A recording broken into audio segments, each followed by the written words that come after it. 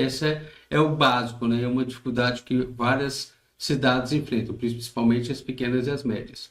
Mas olhando o início de tudo, você tem que imaginar que uma cidade precisa ter um controle adequado da sua iluminação.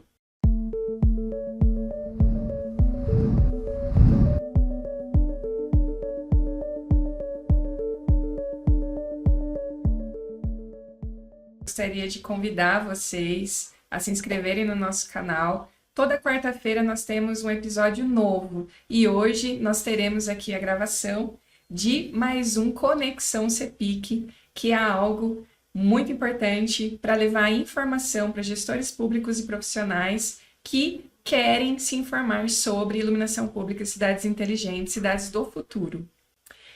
Eu tenho a honra hoje de receber um grande especialista, um grande profissional, que é o Moisés Silva, da FCITS. Eu tenho uma responsabilidade enorme, porque é alguém que tem uma experiência muito vasta. Então, quem é o Moisés?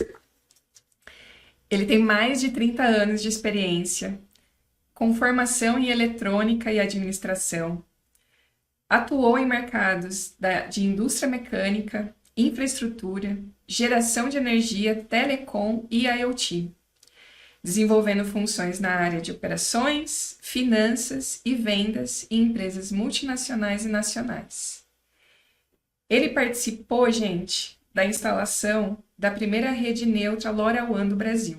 Estamos aqui com um grande especialista. E agora eu quero que você, Moisés, fale um pouquinho para a gente sobre a FCITS. Eu sei que você já percorreu, né, algumas empresas como executivo. Fala um pouquinho para a gente sobre essas principais passagens, os principais marcos e como surgiu a FCITS. Obrigado, Ju, pela oportunidade. Juliana e público, né? Eu fico muito grato por poder ter essa oportunidade de comentar com vocês e compartilhar um pouquinho da minha experiência nesses mercados, né? Essa minha experiência passou pela área de telecomunicações durante um período que eu tive na Siemens, na parte de geração de energia, na parte de infraestrutura passiva, quando eu estive na American Tower, e outras empresas que eu trabalhei dentro do mercado de IoT, tanto de produtos como de redes. Então, é uma experiência vasta, adquirida exatamente executando e participando, muitas vezes, do deployment dessas atividades. Então, isso daí gerou em mim uma vontade muito grande de ter um negócio próprio. E a partir daí, eu peguei e comecei a desenhar isso, desde 2012, nesse trabalho de o que poderia ser feito e que eu poderia atuar. E isso culminou que ali por volta de 2021 eu pegasse e estabelecesse a FCITS, que é um nome reduzido de Future Cities Solution, né? Então eu sempre tive a imagem de trazer soluções do futuro para as cidades. E nesse momento, quando eu peguei e elaborei e montei isso, eu peguei e fui ao mercado buscar empresas que pudessem estar alinhadas com esse meu desejo.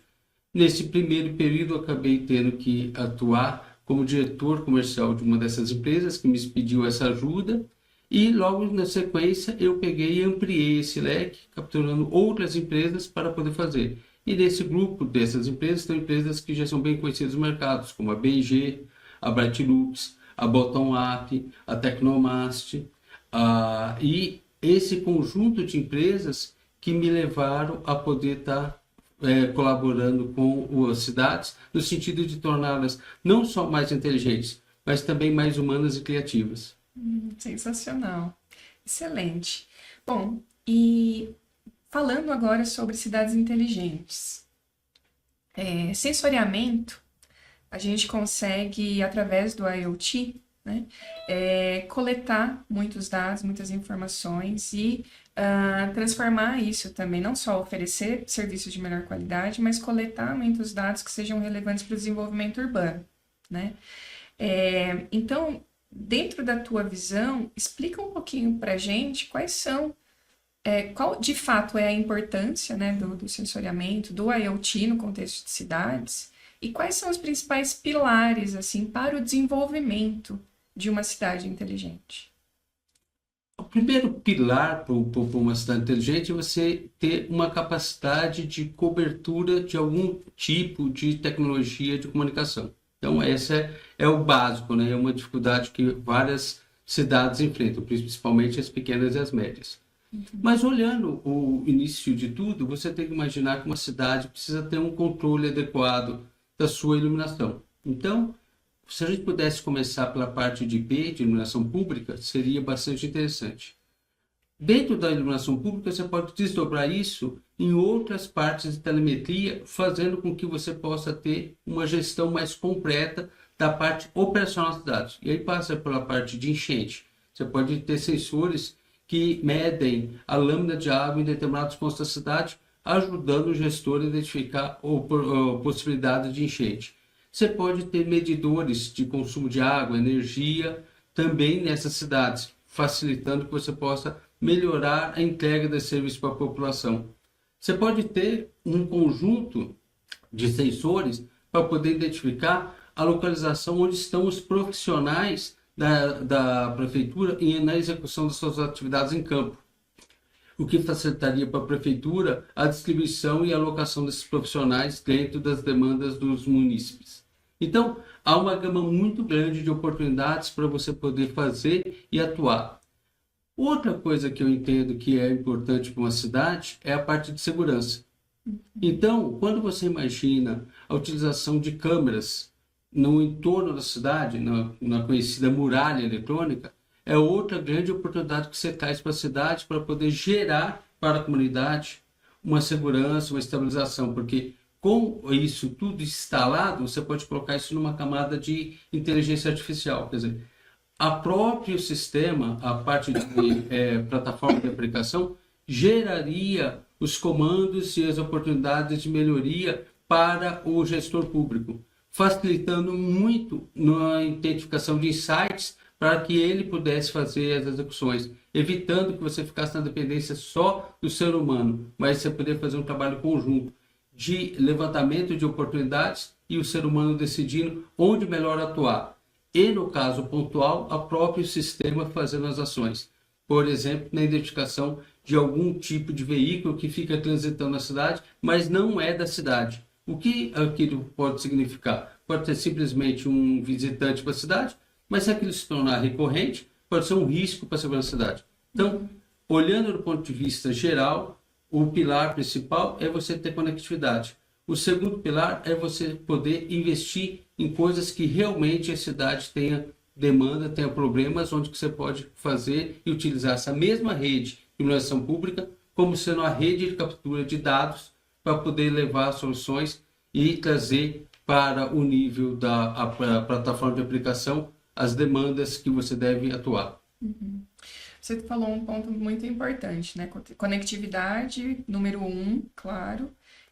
Hoje a gente tem muito essa dúvida, né, sobre o uso do 5G, implementação, expansão, áreas escuras, vamos dizer assim, né? Então, as cidades, a primeira avaliação que ela precisa saber ou precisa fazer é identificar essas zonas, esses pontos escuros, digamos assim, de conexão com a internet. E como fazer isso? Quem ajuda? Quem apoia? Nesse caso, você pode olhar por dois prismas, né? Um é o fato de você ter a tecnologia de comunicação em LTE, que pode ser 4G, 5G, 3G. Aí você vai poder contar com a própria operadora de telecomunicações e, obviamente, a prefeitura vai ter que trabalhar na parte da legislação para poder liberar espaços para poder fazer a instalação de novas torres. Então, isso é um tema já recorrente das associações, falando sobre como poder facilitar a instalação de novas torres, melhorando essa cobertura. Mas para o negócio de IoT, é muito mais simples você pode trabalhar, porque quando você pensa no IoT, tem tecnologias que você pode trabalhar e que não são demandantes de tanta banda, né? Quer dizer, a frequência é sub-giga, então ela tem uma alta penetração, e você não precisa de ter uma rede nova de 5G, por exemplo, para poder atuar com elas. Que é um exemplo a rede LoRaWAN. A rede LoRaWAN é uma rede dedicada ao mercado de IoT, utilizada para efeitos de gestão de pequenos pacotes de dados. Quando você pega uma rede de internet, uma rede de iluminação pública, os relés de iluminação pública, eles têm duas formas de se conectar. Uma, ele se conecta com a nuvem, fazendo a conexão, e carregando os dados daquela luminária. Mas você também pode fazer, desse mesmo relé, um ponto de chegada de informações através da tecnologia LoRa. E aí, essa tecnologia LoRa, num negócio tecnicamente chamado peer-to-peer, P2P, você poderia conectar elementos que estão em solo. Então, dispositivos que podem estar medindo a possibilidade de enchente, a lâmina de água, dispositivos que estariam alocados nos relógios de medição, nos higrômetros, para poder fazer a medição de consumo de água, ou nos relógios de energia, e com isso você traz essa informação através da própria rede de IP, porque você pegaria essa conexão LoRa, levaria até o relé se conecta com a rede de internet e carrega essa informação para a plataforma. Então, de um custo muito mais baixo, sem necessidade de investimento em novas redes ou ampliação da rede de telecomunicações de celular, que é a LTE, você conseguiria ter resultados de gestão tão bons quanto você tivesse que investir nesse segmento. Então, para o aspecto de IoT, você tem uma solução muito robusta, que você poderia utilizar esse modelo de solução em LoRa conectado ao relé e fazendo a entrega na nuvem e levando a informação. Se você pensa em outras coisas mais robustas, por exemplo, você quer fazer ações de medicina à distância, você quer fazer gestão de veículos autônomos, esses itens são necessariamente dirigidos ao 5G. E aí o 5G melhoraria bastante o desempenho da cidade. Hoje eu vejo o 5G muito mais vinculado ao streaming, né? Então, jogos, vídeos, você utilizando essas informações na rua. Ou você pegando e fazendo algum tipo de interação com o usuário do celular com lojas. Então você precisa de uma velocidade, precisa de imagem, então precisa de maior throughput, e aí é o 5G. Nesse caso, o ideal é trabalhar junto às operadoras de telecomunicações que têm essa capacidade, inclusive outorga, né, autorização para poder fazer a instalação dessas soluções. Interessante. Bom, e aí resolvida a questão da conectividade, você citou a iluminação pública como um importante pilar, né? E principalmente para os pequenos e médios municípios. Eu também concordo contigo, né? Porque a iluminação pública, você tem ali a infraestrutura, você tem a parte elétrica, você tem isso disponível, né? Toda a malha urbana. Você consegue ali vincular, né, a conectividade e até mesmo instalar hoje antenas 5G para apoiar essa capilaridade das operadoras, né? Sim. E tem um outro ponto também importante, que hoje você consegue custear essa modernização também com a nova COSIP, né? Então, iluminação é algo que é visto hoje com um olhar assim de muito interesse, né? Muito mais interesse por investidores do que no passado, porque é estruturante hoje para o desenvolvimento urbano. E como que você vê pela área de telecom, pela área das tower companies, né, que é da onde você vem, como anda o interesse deles nessa frente? Eu entendo que para o negócio de iluminação pública está cada vez mais crescente a ocupação. Uma é o fato de você ter a COSIP, né? Então, você tem uma fonte de receita que você pode fazer um investimento em novas soluções, já trabalha muito a favor de você poder fazer esse trabalho. Outro ponto que você tem que ver foi a mudança agora da portaria 1012 de setembro, onde que você pode utilizar a COSIP para outros itens que não somente a iluminação pública, já que passou a ter uma sobra de valores dessa contribuição, tendo em vista que somente com a realização da troca das lâmpadas para LED, você já tem economias em torno de 50% no custo. Então, você tem sobra de caixa para poder fazer investimentos. Então, quando você parte para esse modelo, você começa a chegar a possibilidades de fazer tanto essa parte que eu comentei de dispositivos em solo para fazer medição de água, gás, energia, enchente, estacionamento, que é uma outra coisa que eu acabei não comentando na minha primeira fala, que também é outro ponto interessante, né? Você poder ter um controle de disponibilidade de vagas na rua, nos municípios, facilitando e evitando que tenha vários veículos transitando na cidade procurando vaga, que você pode direcionar isso daí como se fosse um shopping center, né? Então, isso tudo é coisas que você pode fazer com os valores da COSIP. E isso se expande, inclusive, para as câmeras de segurança, que também podem ser alocadas dentro do TI. Obviamente, tudo isso vai depender também da lei orgânica do município, né? Porque essa portaria, a 1012, é uma portaria federal que libera o uso da COSIP para outros fins. Ele elenca vários itens dentro dessa lei que podem ser utilizados. No entanto, a lei que define onde que a COSIP vai ser aplicada ainda é municipal. Então, cada município vai ter que fazer sua lei, se valendo da portaria 1012, para poder fazer investimentos em outros itens. Mas eu acho que é uma oportunidade muito grande da gente poder passar a ter mais segurança e qualidade de gestão em cada município. E sempre eu foco no município pequeno e médio porte pela razão da capacidade econômica. Obviamente, municípios como capitais têm outras receitas e têm capacidade de investimento diferenciada. Mas quando você pensa no pequeno e médio município, e hoje 80% dos municípios brasileiros estão abaixo dos 30 mil habitantes. Então, na verdade, o Brasil é um país de pequenos e médios municípios. Exato. É onde que a gente deveria focar e estar colaborando para que eles pudessem ter direito a evoluir para uma cidade inteligente. Sim. Levando em consideração sempre que uma cidade inteligente tem que ser humana e criativa.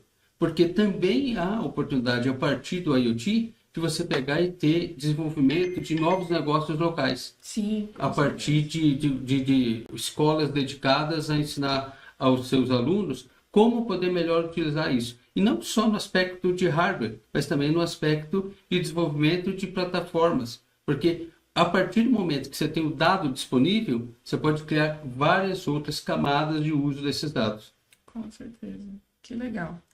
Bom, e aqui já falando, né, e dando dicas aqui, dando insights para que gestores públicos possam aí desenvolver suas cidades, né? Você citou ali alguns exemplos sobre mobilidade.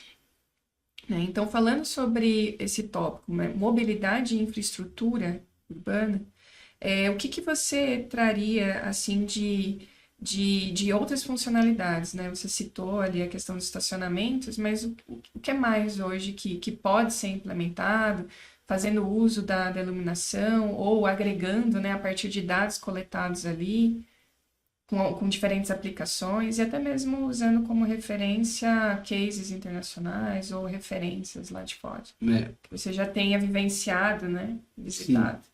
Uma coisa que eu acho que várias tentativas surgiram, tanto usando plataformas como usando só o ciclo de passagem de ônibus, né, que é o principal meio de transporte público. Sim.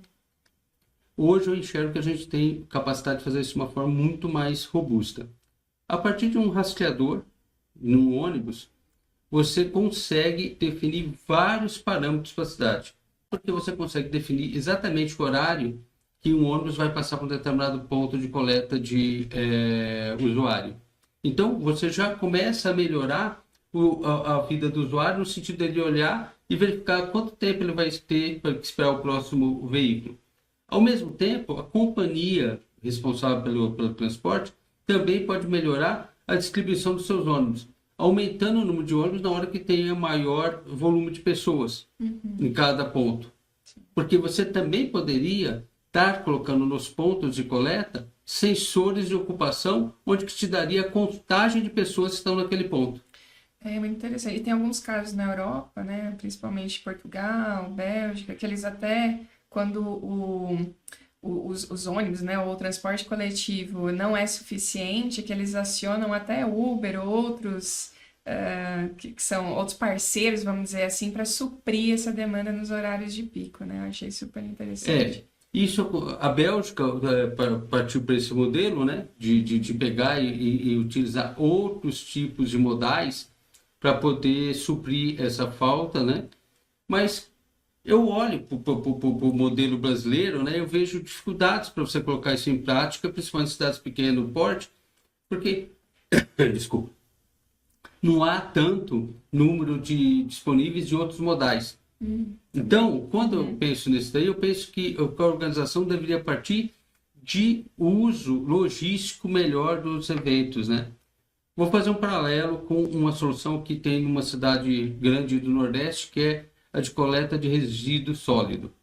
O que acontece lá? Lá tem sensores que ficam nas lixeiras verificando o quanto daquela lixeira já está sendo ocupada, cheia. E a retirada do lixo se dá pelo caminhão através de uma informação de onde realmente há necessidade. Então, eles têm todas as lixeiras da cidade mapeada através de um GPS e tem um rastreador com GPS no caminhão e uma central define onde o caminho que aquele caminhão vai fazer naquele momento, levando em consideração que aquela lixeira está cheia. Tá? Ótimo. No caso esse caso facilita muito, reduz a emissão de CO2 e melhora muito o desempenho da empresa que recolhe lixo, porque ela não tem que um custo de ter o caminhão rodando por vários pontos onde não tem nada a ser retirado, e ao mesmo tempo ela vai e faz com um número menor de caminhões o processo de limpeza. Pensando isso e transportando isso para o transporte de passageiros, a gente não pode pegar e mudar o local de passagem do ônibus a cada vez que você tem mais ou menos pessoas num determinado ponto de ônibus. Mas você pode ampliar o número de ônibus. Então, se você tem em determinado horário, por histórico, 10 ônibus, porque naquele horário, aquele número de pessoas, vai acontecer algum evento onde tem um número maior, você vai ter essa informação online, porque você vai ter um sensor no ponto de ônibus verificando quantas pessoas estão em cada ônibus. E nem precisa de uma pessoa para tomar uma decisão. O próprio sistema vai pegar e falar assim, necessário colocar mais 2, 3 ônibus para poder evacuar o número de pessoas que tem ali. Então, você pode deixar isso de uma forma também automática, e o sistema pega e aciona motoristas novos para poder colocar, ou você pode colocar uma pessoa para decidir. Mas a informação e a demanda, você tem total condição de verificar. Então, você já começa a melhorar. É uma forma de planejar. Exato. A partir dos dados, você consegue planejar com antecedência e saber, né, onde realmente já precisava em algum momento de mais e nunca foi colocado por algum motivo. Exato. E tudo isso são coisas que a gente, aí nos últimos 10 anos, começamos a ter muito fácil a nossa mão para poder executar. Só que sempre há uma visão de que há uma falta de cobertura, ou se não tem a tecnologia suficiente ainda para poder fazer isso de uma forma automática. Não, isso daí já está totalmente estabelecido. A gente não está falando de coisas de daqui para o futuro inovadoras. A gente está falando de coisas que já estão e já existem, que precisam só ser alocados nessas ações. Essa solução que eu cito de verificar o número de pessoas que estão no ponto, ela já é bastante utilizada na Europa em shopping centers, para poder verificar onde que as pessoas estão se dirigindo e melhorar a assertividade de locação de lojas dentro de um shopping center.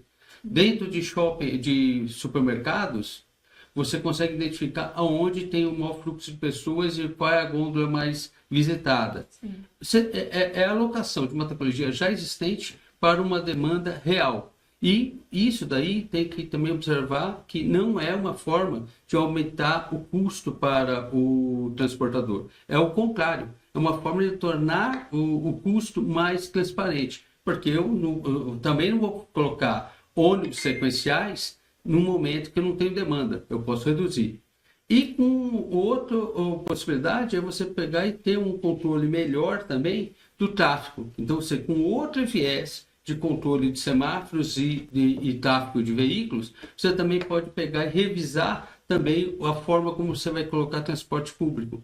para poder viabilizar. Não adianta você pegar e falar assim, nesse momento o meu ponto de ônibus está vazio, mas se você tem um tráfego muito denso, o tempo que o ônibus vai demorar para deslocar até aquele ponto, já vai haver um acúmulo de pessoas. Então você pode pegar e começar a fazer estatísticas disso, por horário, dia da semana, e com isso você consegue melhorar drasticamente a logística. E ao melhorar a logística, você reduz custo. E isso daí é uma coisa importante para o transporte público. Reduzir custo sem piorar a qualidade da entrega para o usuário. Né? Então, Isso vai melhorar muito, né? A qualidade de entrega e a qualidade de vida, na realidade, das pessoas que ficam ali por algumas horas. E só complementando sobre o aspecto de como você pode melhorar o desempenho das vias públicas em termos de tráfego. Hoje você pode colocar sensores no solo, onde você faz a contagem de veículos que passam pelas vias. Você pode fazer uma conexão dessa contagem com o semáforo.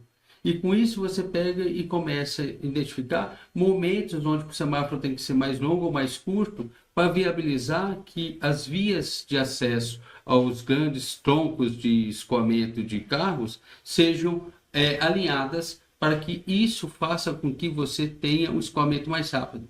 Hoje você passa na Vila Olímpia, lá em São Paulo, tem locais que você não consegue nem sair da garagem no final da tarde.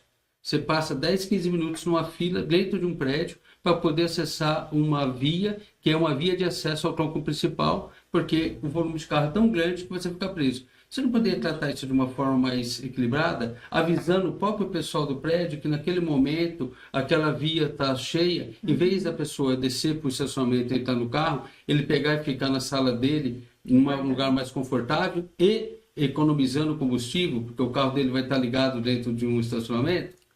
Então, há um conjunto de oportunidades a serem utilizadas com a IoT que a gente ainda está só arranhando as possibilidades. Mas eu acredito que nos próximos anos isso vai ser disruptivo e a velocidade de utilização desses dispositivos vão ser muito maiores, trazendo muito benefício para o cidadão. Que é outra coisa também que é bem importante e que é um dos focos da FCITS. A gente olha o ponto de vista do cidadão para o uso da tecnologia, melhorando a cidade.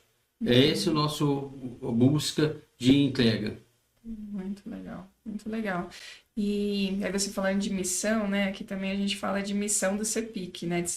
De promover, vamos dizer assim, cidades sustentáveis. E nesse aspecto mesmo de crise, a gente está falando de mudanças climáticas, crises climáticas, vinculando soluções à infraestrutura e às cidades inteligentes, a postos inteligentes, o que você enxerga de solução possível, factível, aplicada, validada, que possa ser integrada?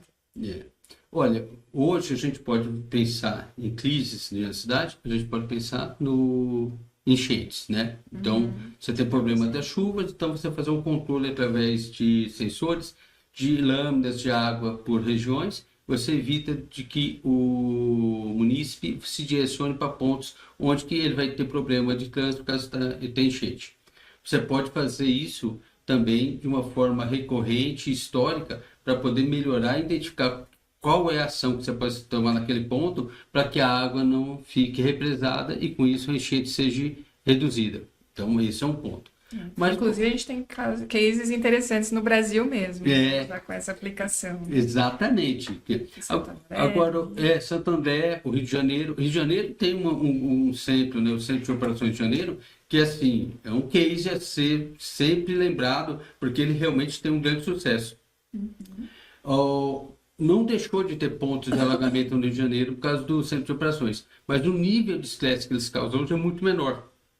Porque dentro do centro de operações tem pessoas da Defesa Civil, da Polícia Civil, da Polícia Militar, do governo, do estado, do município. E essas pessoas conjuntamente tomam decisões imediatas quando tem alguma crise lá. E com isso você reduz muito o impacto para a população e já dispara suportes e ajudas para eles, como bombeiros, Defesa Civil e outros itens de solidariedade pública.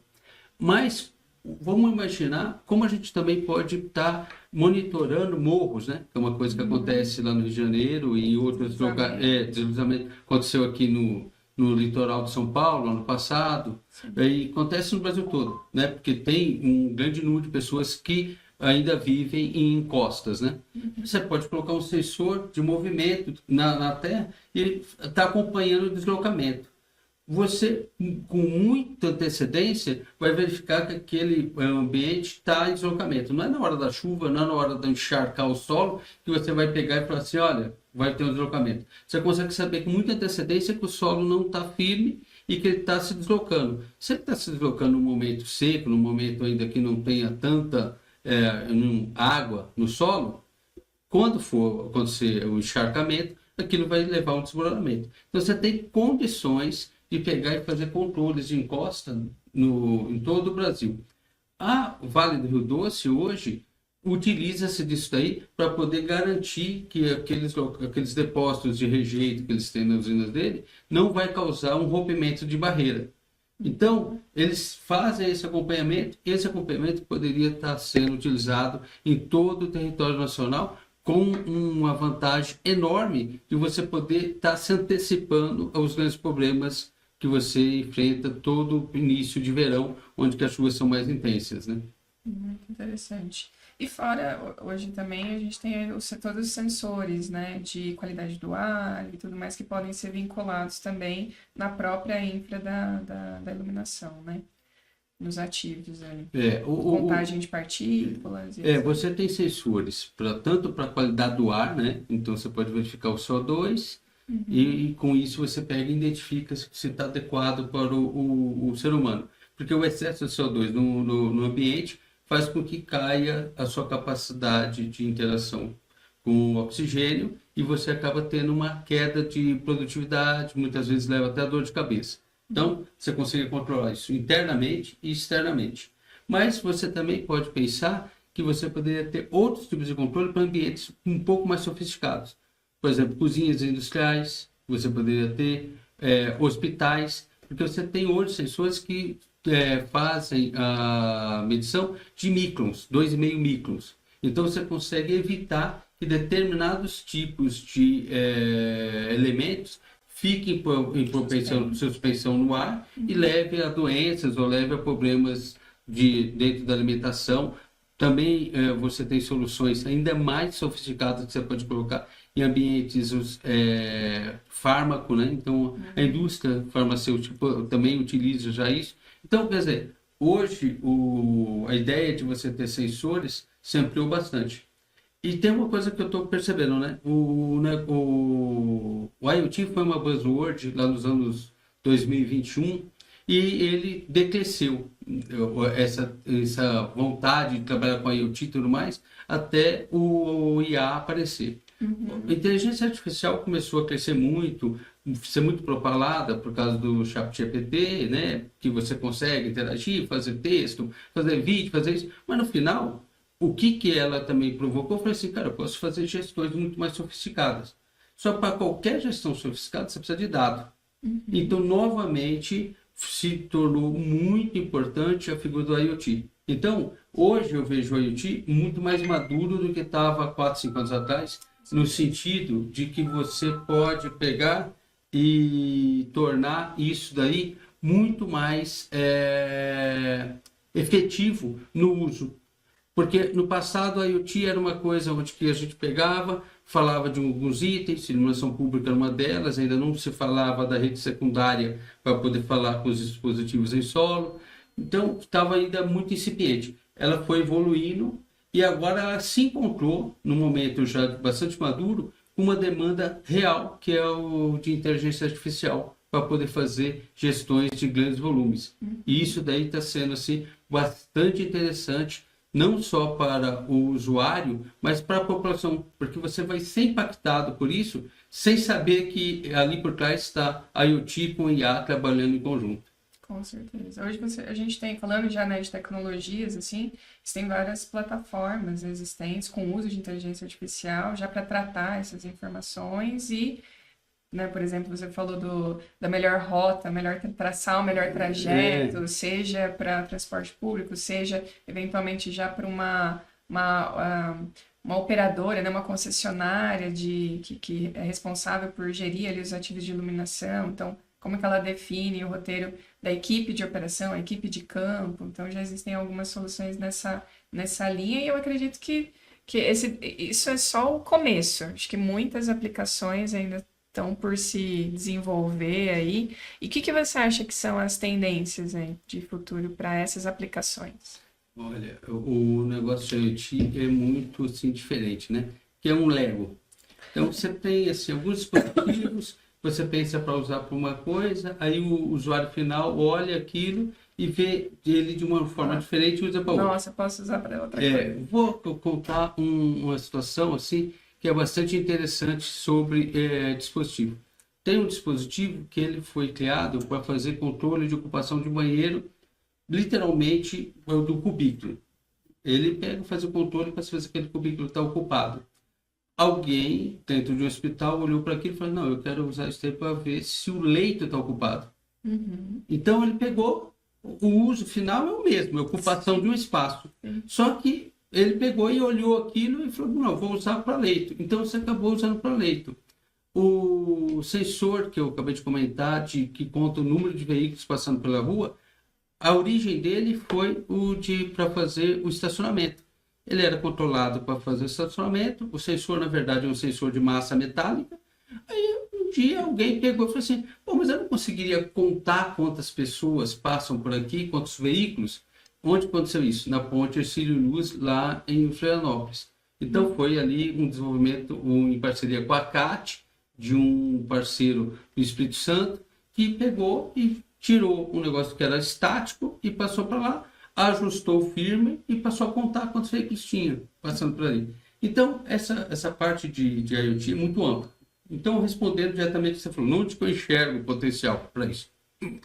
Eu acho que o potencial assim, gigante para isso está vinculado a você fazer um trabalho de gestão em cidades de pequeno e médio porte, fortemente alocado à visão do usuário, que é o município daquele lugar. Então, você vai tanto controlar o estacionamento, mas você vai controlar o consumo de água, que vai evitar que tenha risco de desperdício. Você vai pegar e controlar a segurança da cidade com as câmeras inteligentes. Você vai melhorar o desempenho da iluminação pública, porque você vai centralizar e verificar como é que está se dando o consumo, se tem lâmpada queimada, se tem lâmpada com função intermitente, então você já vai disparar alguém para poder fazer esse conserto, né?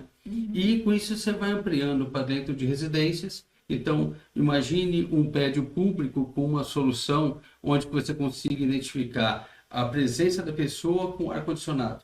Então, se tem pessoa, o ar-condicionado está liberado para ser ligado. Se não tem pessoa, o ar-condicionado não liga. Olha o quanto você vai criar de ganho de economia de energia. Quartos de hotel que ficam com luzes acesas ou com ar-condicionado ligado na ausência do seu usuário. Você pode regular isso com esse tipo de sensor também. Eu quero pensar no acesso de pessoas a um prédio. Eu posso controlar a contagem de entrada e saída das pessoas no prédio. Qual o valor que isso não tem num eventual acidente onde eu preciso evacuar o prédio com urgência? Aí eu saberia exatamente quantas pessoas saíram e se alguém ainda está dentro do prédio. Então, a amplitude disso é muito grande.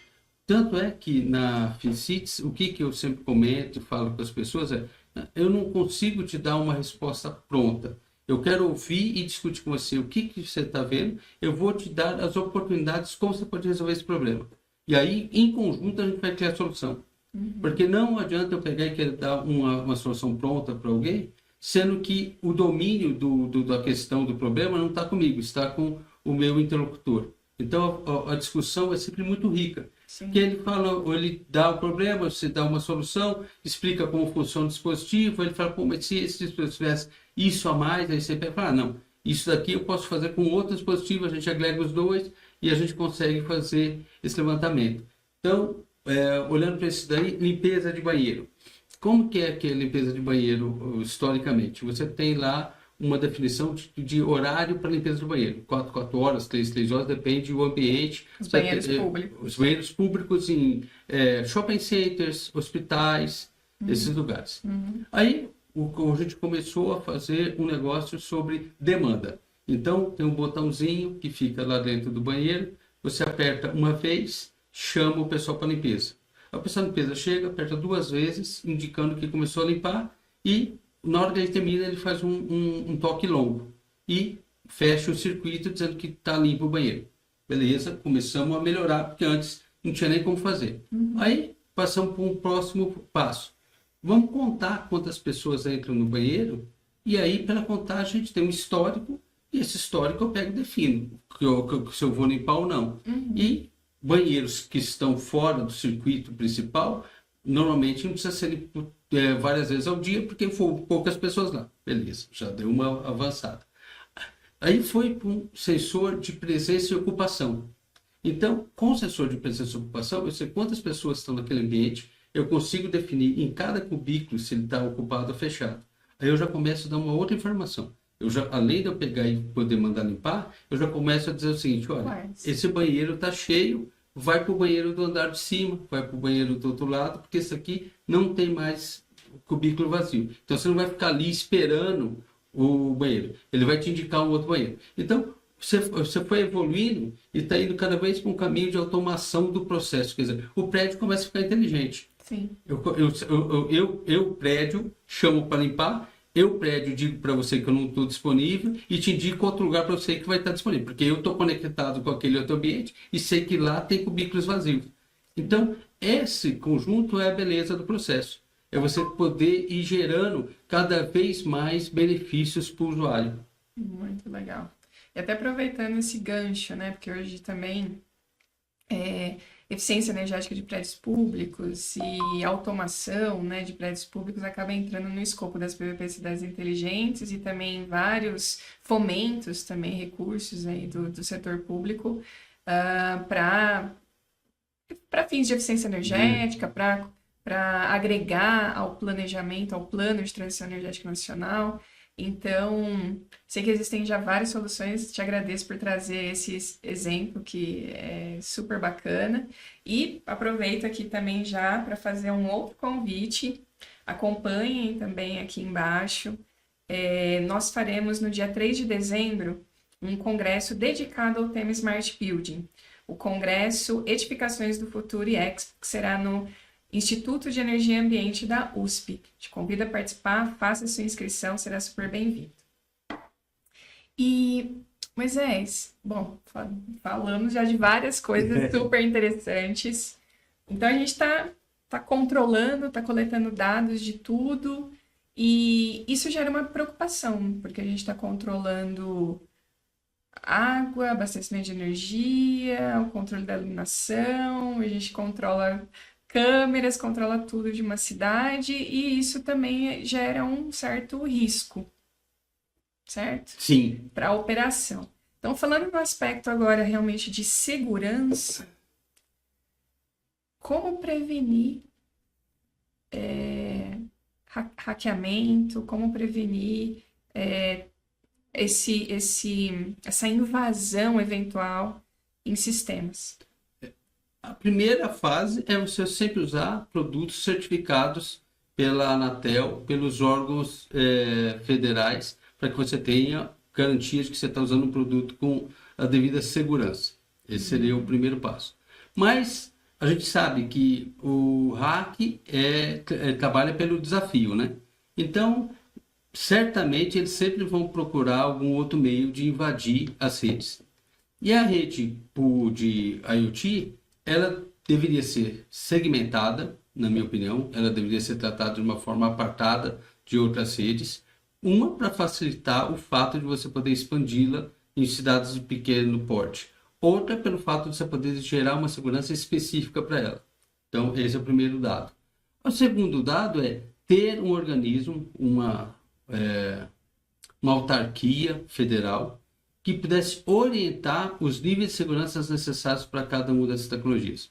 Da mesma forma que a Anatel trata o tema de telecomunicações, eu acho que ao longo do tempo a gente precisa pegar e ter alguém que, a nível federal, também faça definições de regras e leis para o nível de segurança que você tem em dispositivos de IoT.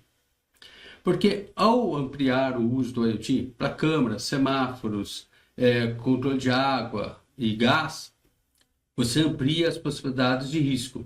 Porque você pode ter uma ação de ataque e desregular todos os semáforos de uma cidade. Você vai criar o caos. Mas imagine que você também possa pegar e ampliar a pressão num determinado encanamento de água, né? Uma adutora, e essa adutora romper. Você vai ter uma enchente em algum ponto da cidade. Você também pode pegar e mudar a carga de energia e acabar trazendo problema para os transformadores e acabar a energia elétrica. Então, o conjunto de coisas que você coloca sob gestão de IoT, que serão muito úteis para que melhore a qualidade de vida e o uso da população, também abre oportunidade para o risco. Então, é super importante você, trabalhar sempre com produtos certificados, porque eles já trarão dentro deles um nível de segurança alto. Mas, em segundo patamar, a gente ter uma definição através de um organismo federal de níveis aceitáveis de segurança para cada um desses produtos, para poder fazer com que as coisas interajam com um risco menor. Porque risco zero, infelizmente, a gente não consegue garantir.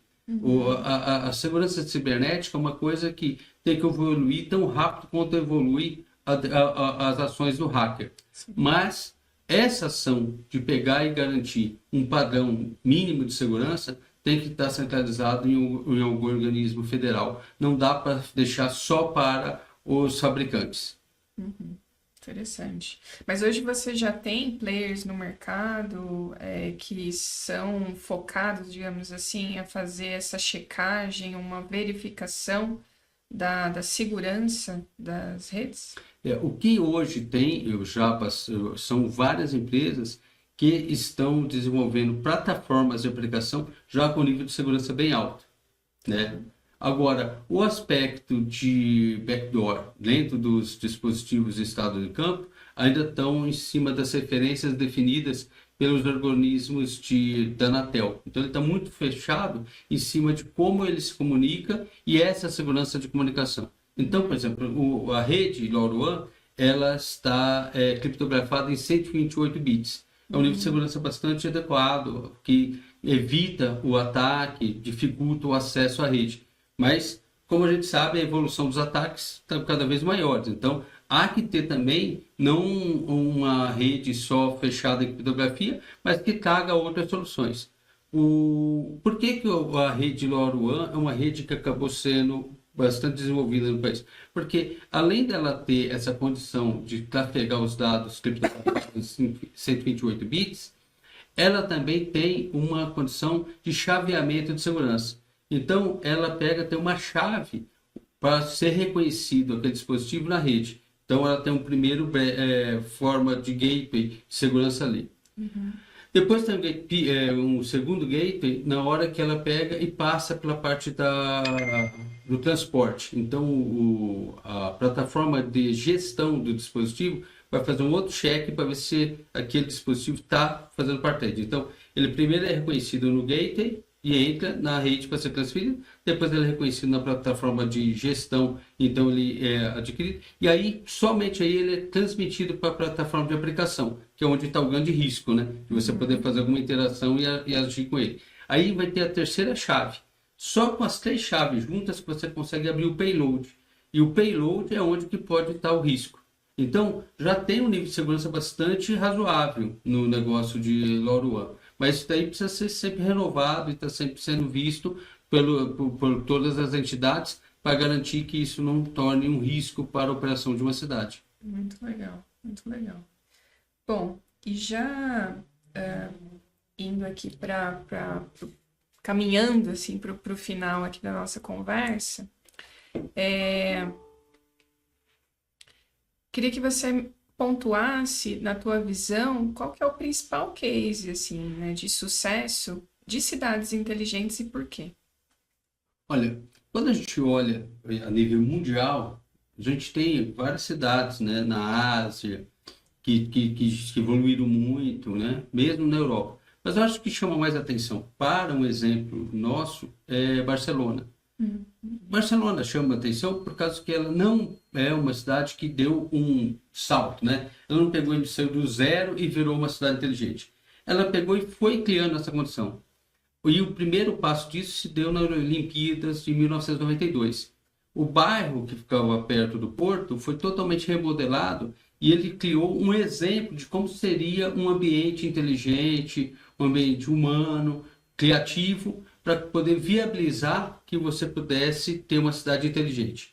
Então ali eles criaram uma solução de recolhimento de lixo que é por sucção. Então você coloca o lixo num ponto, ele é succionado e é levado ao ponto de descarte. Então, eles colocaram muita coisa, já colocaram Wi-Fi de alto nível, né? Já colocaram soluções de iluminação em LED, com a parte de gestão centralizada e pontos de Wi-Fi na rua, fizeram várias coisas lá. Isso eles passaram a replicar o resto da cidade. Então, eles criaram o conceito de ilhas, então são alguns quarteirões que eles fecham, e criam ali naquele ponto a evolução de vários itens de tecnologia para tornar aquele ambiente mais saudável para a população. Que é outro ponto interessante. Quando eles pensam em cidade inteligente, eles pensam do ponto de vista do munícipe. Ele pensa do ponto de vista do usuário. Então, ser inteligente não é você ter um monte de soluções tecnológicas espalhadas pela cidade. Ser inteligente é você dar o melhor uso para o ambiente e tornar a vida do seu município cada vez mais fácil, né? E com isso eles foram evoluindo ao longo do tempo e ampliando essa forma de enxergar a cidade. Então tem bairros lá que só trafega veículos que são do bairro, porque é bairro de passagem. Então eles evitam que carros desviem entre no bairro, trazendo poluição, trazendo um trânsito que não é daquele bairro, mas que poderia prejudicar o ecossistema daquele bairro. E com isso eles foram melhorando a cidade. Por fim, agora, recentemente não, já foi mais para o início, né? A gente já está em 25, foi ali por volta de 2020, eles criaram uma forma de ouvir a população diretamente pelos meios de comunicação de dados. Então, é como se você tivesse uma nuvem de palavras. Então as pessoas vão pegando e mandando demandas para um centro, e esse centro faz uma nuvem de palavras e identifica qual é o ponto que a área está mais demandando. E eles agem e vão melhorando em função do que a população entende que é a maior demanda. Então não é uma coisa onde que eu pego e tenho uma resposta individual. É uma coisa que eu tenho uma resposta para a comunidade. O que é o objetivo de alguém que está fazendo gestão de uma cidade. Então, se eu fosse observar onde que eu vejo um lugar onde que a gente deveria se mirar, é o modelo Barcelona, que é um modelo de evolução contínua para uma cidade inteligente. Quer dizer, não é imaginar que a gente vai dar um salto, porque isso daí custa muito dinheiro e dificultaria demais você levar isso à execução, mas é uma coisa que você tem que ser contínuo. E para isso acontecer, isso não pode ser uma coisa de uma administração de um município. Tem que ser uma coisa de governo, né? Isso tem que estar na pauta do governo, não na pauta da administração. De tal sorte que, independente de quem assuma a gestão do município, dê manutenção e continue naquela direção. E aí sim a gente vai ter uma cidade mais humana, inteligente e criativa e sustentável. Porque no final de tudo, a gente precisa dar sustentabilidade para esses eixos. Não pegar e fazer alguma coisa pontual. Com certeza, com certeza. Sensacional. Assim, a gente passou por vários pontos, todos. É realmente uma questão de construção. Tem o passo a passo, mas acho que Barcelona foi um grande case mesmo. Tanto que hoje ela cedia lá a principal feira de cidades inteligentes do mundo, né? A Feira de Barcelona. Exatamente. Que está por acontecer agora nos próximos dias. Mas assim, para quem quiser contar contigo, com a tua consultoria, com as tuas soluções, como entrar em contato contigo? O primeiro lugar que você pode me encontrar é na próprio website da Ficites, que é www.ficites.com.br. Ficites é F-C-I-T-Y-S. Então lá é o lugar principal que você pode me encontrar. Outro lugar que a gente está disponível também é no LinkedIn, Ficites, é o nosso site lá, ou eu mesmo, também dentro do LinkedIn, moisés.silva, você vai também me encontrar lá facilmente no LinkedIn, e também você pode entrar em contato comigo através do meu e-mail, moisés.silva@ficites.com.br. E eu aproveito agora esse momento também para agradecer muito, Juliana, a oportunidade de estar aqui, dessa nossa conversa.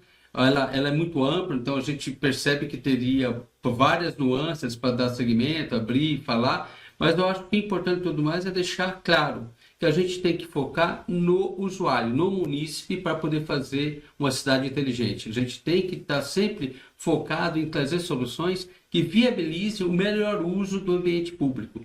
E o ambiente público não é só o ambiente outdoor, o indoor também. Então, as soluções que a Ficites representa, ela tanto atua na área outdoor como indoor. Mas onde é que você pode gerar mais benefício em termos de redução de custo de uso de energia? É no indoor.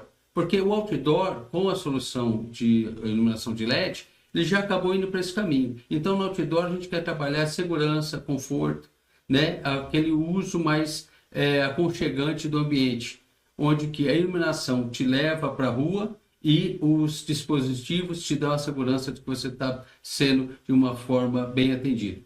E na parte indoor é onde que a gente pode pegar e estar trabalhando com as marcas que a gente representa, gerando bastante redução de custo, e é nesse ponto que eu acho que a gente pode estar ajudando você aí que está nos ouvindo hoje.